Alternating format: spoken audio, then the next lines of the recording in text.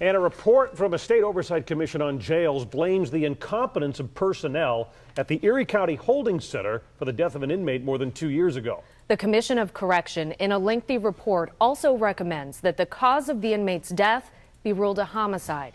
Channel 2's Dave McKinley spoke to the attorney for that inmate's family. Disturbing doesn't even come close to doing justice to what happened to India. Though heavily redacted in parts, the report still paints a picture of the treatment or lack thereof offered to India Cummings while in custody, which goes beyond scathing or damning, according to her family's lawyer. The one adjective that needs to be used is criminal. Noting the report concludes that the manner of her death was homicide by medical neglect. Cummings was arrested in Lackawanna after committing a carjacking, a police chase, and a fight with officers in February 2016. Taking her to the Erie County Holding Center, though, with a broken arm was the first of several errors noted by the review panel, which contends a mental health referral for ECMC would have been appropriate.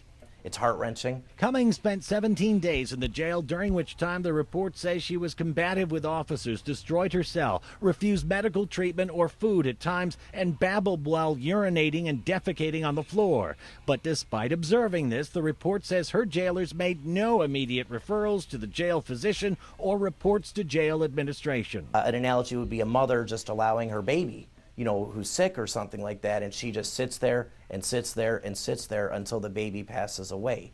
That's what we have here, is deliberate and depraved indifference to India's well-being by those who were in custody of her. Only when she went into cardiac arrest was Cummings taken to Buffalo General, where she died, with the review panel stating had she received appropriate medical care, her death would have been prevented.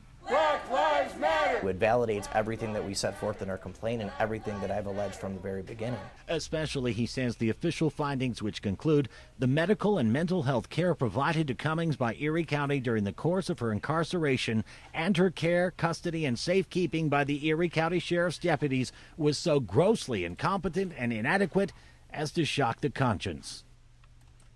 Due to the ongoing litigation, the Sheriff's Office and the county declined comment. Coming up at 6, though.